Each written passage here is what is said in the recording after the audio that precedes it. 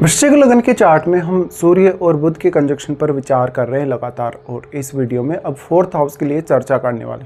अब तक हमने थर्ड हाउस तक के लिए बात की है। फोर्थ हाउस में आपके अगर ये कंजक्शन बन रहा है तो ये कुंभ राशि में बनेगा। कुंभ राशि के स्वामी शनि हैं। शनि अगर आपके चार्ट में बहुत ही मजबूत स्थिति में बैठे हैं, बहुत ही अच्छी स्थिति में बैठे हैं, तो सूर्य और बुध के इस कंजक्शन के होने के बावजूद आपको अपने घरेलू लाइफ में शुरुआत में काफ़ी स्ट्रगल करना पड़ सकता है और आपकी ग्रोथ काफ़ी स्लो रह सकती है। लेकिन आपका शनि मान लो सामान्य स्थिति में ही है और ना ही वो नीच का बैठा है, तब जरूर यहाँ सूर्य और बुध आपको ज़्यादा से ज़्यादा सपोर्ट कर पाएंगे।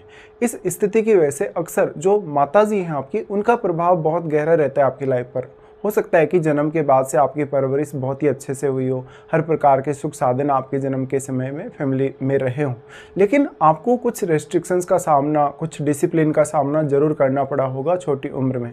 ऐसे जातकों का जो शुरुआती व्यवहार है या जो उनकी शुरुआती प्रतिभा है वो जन्म लेते ही दिख जाती है।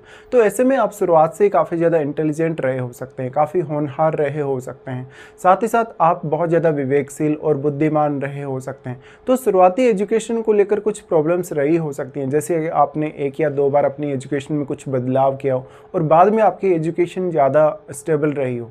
यहाँ पे अब सूर्य कितना ज़्यादा स्ट्रॉन्ग है, सूर्य जितना स्ट्रॉन्ग होगा, हो सकता है आपकी मदर किसी सरकारी पद पे रही हो या आपके परिवार में कोई ना कोई ऐसा पर्सन सरकारी पद पे या किसी प्रशासनिक पद पे रहा हो जो आपको ज़्यादा से ज़्यादा सपोर्ट भी करता हो। यहाँ वैसे तो सूर्य पिता के कारक हैं, लेकिन वो फोर्थ हाउस में आ गए, तो शनि की स्थिति पर भी विचार करिए और ये कहीं ना कहीं आपकी माताजी का जो डोमिनेंस है फैमिली पर वो बढ़ा देता है। और बाद में आगे चलकर लगभग आप अपनी 35 की उम्र के आसपास या 40 की एज के आसपास अपना खुद का बहुत अच्छा प्रभाव फैमिली पर देख पाते हैं। हालांकि ये कंजक्शन बहुत ही ज़्यादा कभी कभी तर्क वितर्क करवा देता है फैमिली के सदस्यों के साथ, कभी कभी थोड़े वैचारिक मतभेद अवश्य देता है, लेकिन यहाँ बुध स्थित होने से ये धन लाभ के लिए बहुत अच्छा है, कैरियर में आगे बढ़ने के लिए काफ़ी अच्छा है, क्योंकि सूर्य के साथ बुध आ जाने की वजह से आपके लिए सोचना, विचार करना, निर्णय लेना, कठिन से कठिन परिस्थिति से गुजरना आसान हो जाता है। इसी तरीके से आपकी मदर आपको बहुत ज़्यादा मोटिवेट करने वाली हो सकती हैं। बुध आपके चार्ट में अगर देखा जाएगा अष्टमेश और वो 11वें घर के लॉर्ड हैं, लेकिन जो सूर्य हैं वो 10वें घर के स्वामी हैं और दोनों ही प्लैनेट्स का दृष्टि आपके 10वें घर पे है, इसलिए कैरियर में ग्रोथ होने की संभावना काफ़ी ज़्यादा है। और यहाँ सूर्य और बुध दोनों ही आपको कैरियर के लिए सपोर्ट करेंगे। हालांकि ऐसा जातक सूर्य जैसे ग्रह के फोर्थ हाउस में आ जाने के कारण एक बहुत ही अच्छा लग्जरी जीवन जिएगा, बहुत ही ऐशो आराम वाला जीवन जिएगा। साथ ही साथ जातक लेकिन शुरुआत में उतना ज़्यादा कंसंट्रेट नहीं कर पाएगा अपनी स्टडीज़ वगैरह के लिए। तो शुरुआत में लगभग आपने जब 7 या 8 क्लास तक पास की हों तब तक आपको कुछ दिक्कतें रही हों पढ़ाई वगैरह में, या कुछ ब्रेक वगैरह भी लगे हों। सूर्य यहाँ आ जाने की वजह से सूर्य किसी भी अन्य ग्रह को यदि प्रभावित कर रहा है तो सूर्य उस ग्रह को बहुत ज़्यादा एक्टिवेट कर देगा, इवन बुध को भी।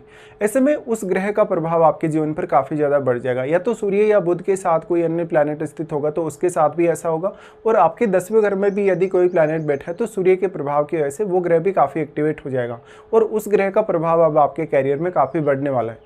देखिए, ऐसे जातकों को अपने समाज में या अपनी सोसाइटी में बहुत ज़्यादा मान सम्मान या प्रतिष्ठा मिलती है। ये शुरुआत से ही काफ़ी ज़्यादा इंटेलिजेंट या होशियार होते हैं, तो आगे चलकर इनकी जो हायर एजुकेशन है वो काफ़ी ज़्यादा अच्छी होने के आसार हैं। साथ ही साथ ऐसे जो जातक होते हैं वो अपनी फैमिली के जो रूट्स हैं, अपनी फैमिली की जो जड़ें रही हैं, जो प्राचीन परंपराएं रही अपनी फैमिली की, या अपने बुजुर्गों के समय की कुछ ऐसी परंपराएं रही हैं, कुछ ऐसी विचारधाराएं रही हैं, उनको वो फॉलो अवश्य करते हैं। हालांकि ऐसे जातक सरकारी क्षेत्र से ज़्यादा लाभ प्राप्त कर सकते हैं। ऐसे जातक किसी बहुत बड़े सरकारी पद पे जा सकते हैं, प्रशासनिक पद पे जा सकते हैं, टीचिंग या फाइनेंस के फील्ड में अच्छा काम कर सकते हैं। साथ ही साथ ये किसी को परामर्श अच्छे से दे सकते हैं। बेसिकली देखा जाए तो ये वैसा काम करने में सबसे ज़्यादा सक्षम हो सकते हैं जिसमें वाणी का प्रयोग ज़्यादा से ज़्यादा होता हो, जिसमें जो कहीं ना कहीं बुध से रिलेटेड जो टैलेंट है वो ज़्यादा से ज़्यादा चाहिए। अब यहाँ पे बुध आ गए तो बुध कहीं ना कहीं आपको डिसीजन लेने में काफ़ी मदद करेंगे, और कुंभ राशि का बुध वैसे भी आपके धन लाभ के लिए या किसी भी प्रकार के गेन के लिए काफ़ी अच्छा माना जाएगा। तो बुध आपको सही डायरेक्शन में चलने, सही डायरेक्शन में फैसले लेने के लिए प्रेरणा देंगे। इसके साथ साथ कोई भी प्रकार की समस्या अगर आपको आती है, चाहे वो फैमिली रिलेटेड है, करियर रिलेटेड है, धन से रिलेटेड है, उन मामलों में बुध आपको काफ़ी हेल्प भी करेंगे डिसीजन लेने के लिए। अब आपको देखना होगा क्या यहाँ बुध वक्री हो गए। देखिए, बुध के वक्री होने के केस में बुध का प्रभाव जरूर कम हो जाएगा, बट सूर्य कितना ज़्यादा हावी है बुध पर। अगर सूर्य बहुत ज़्यादा हावी है बुध पर तो वक्री होने के बावजूद भी आपको ये देखने को मिलेगा कि बुध का उतना प्रभाव कम होगा नहीं, क्योंकि सूर्य बुध को बहुत ही ज़्यादा यहाँ डोमिनेट भी करेंगे। अब जो यहाँ पे आपका अष्टम भाव का स्वामी है वो बुध ही है, इसलिए अष्टम भाव में बैठा हुआ ग्रह और आपके 11वें घर में बैठा हुआ ग्रह वो भी बहुत महत्वपूर्ण हो जाएगा आपके लिए। अष्टम पे यदि आपके कोई भी प्लैनेट बैठा है तो उसका डायरेक्ट एस्पेक्ट जो रहता है वो आपके दूसरे घर पे रहता है, तो वो आपके रहन सहन, आपके खान पान, आपके फैमिली रिलेशंस, आपके फैमिली के माहौल को काफ़ी प्रभावित करता है और आपकी वाणी को भी काफ़ी प्रभावित करता है। सूर्य और बुध का जो 4th हाउस वाला ये कंजक्शन है ये आप में बहुत ज़्यादा कॉन्फिडेंस लेके आता है। भले ही शुरुआत में आप थोड़े विचलित होते हैं छोटी उम्र में, लेकिन बाद में बहुत अच्छा कॉन्फिडेंस, बहुत अच्छा आत्मविश्वास लाता है और कोई भी प्रकार की समस्या, कोई भी प्रकार की चुनौती से पार पाने के लिए आपको सक्षम बनाता है। इसी तरीके से आपके 11वें घर में यदि कोई भी प्लैनेट बैठा है तो वो आपकी संतान पक्ष, आपके एजुकेशन, आपके सोचने के तरीके, विचार करने के तरीके को बहुत ज़्यादा प्रभावित करने वाला है। साथ ही साथ वो आपकी इनकम वगैरह में, आपकी धन या आपकी एक्सपेक्टेशन में बहुत बड़ा योगदान देगा।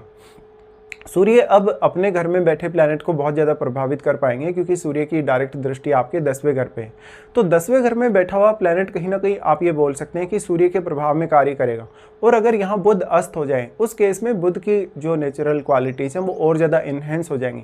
वैसे ज़्यादातर लोगों ने जो अस्त ग्रह उनको बहुत ज़्यादा क्रिटिसाइज करा है या अस्त ग्रहों को बहुत अच्छा नहीं माना है, लेकिन देखिए बुध के लिए अगर हम विचार करें अस्त स्थिति पर, तो बुध एक ऐसा प्लैनेट है जो किसी भी अन्य ग्रह के साथ यदि किसी भी भाव में स्थित होता है तो वो उसी ग्रह के हिसाब से रिएक्ट करता है, उस ग्रह के प्रभाव की वजह से।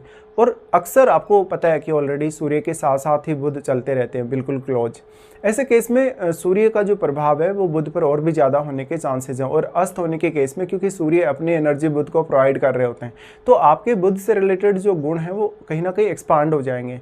वो कहीं ना कहीं जो सूर्य का प्रकाश जो बुध पर पड़ेगा उसकी वजह से आपके टैलेंट में वृद्धि होगी, आपकी बुद्धिमत्ता में वृद्धि होगी। इसी तरीके से फिर आपके 8वां भाव और आपके 11वां भाव, इनका प्रभाव आपकी लाइफ में बढ़ जाएगा। और सूर्य बुध को अस्त करने के केस में सूर्य ये इंडिकेट भी कर रहे हैं कि बुध से रिलेटेड जो प्रभाव या परिणाम आपकी लाइफ में आपको देखने को मिलेंगे उनमें अब सूर्य का बहुत बड़ा रोल होने वाला है। तो यहाँ पे कोई भी यदि अन्य प्लैनेट का प्रभाव है, जैसे मंगल जैसे ग्रह का प्रभाव है, तो जो रिजल्ट्स रहेंगे इस कंजक्शन के वो और भी ज़्यादा इंप्रूव होंगे।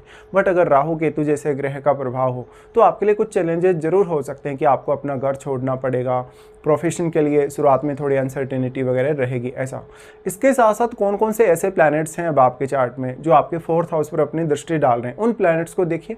अक्सर मंगल जैसे ग्रह की दृष्टि 4th हाउस पे है या तो बृहस्पति जैसे ग्रह की दृष्टि भी यदि आपके 4th हाउस पे है तो ये कंजक्शन और भी ज़्यादा फेवरेबल बन जाएगा। बाकी ग्रह होने के केस में आपको ग्रह विशेष पर विचार करना काफ़ी ज़्यादा आवश्यक है। बट ऐसा जो कंजक्शन है वो कहीं ना कहीं आपको फैमिली से काफ़ी कनेक्ट करके रखने की कोशिश करता है और आपकी ग्रोथ में बहुत बड़ी भूमिका निभाएगा।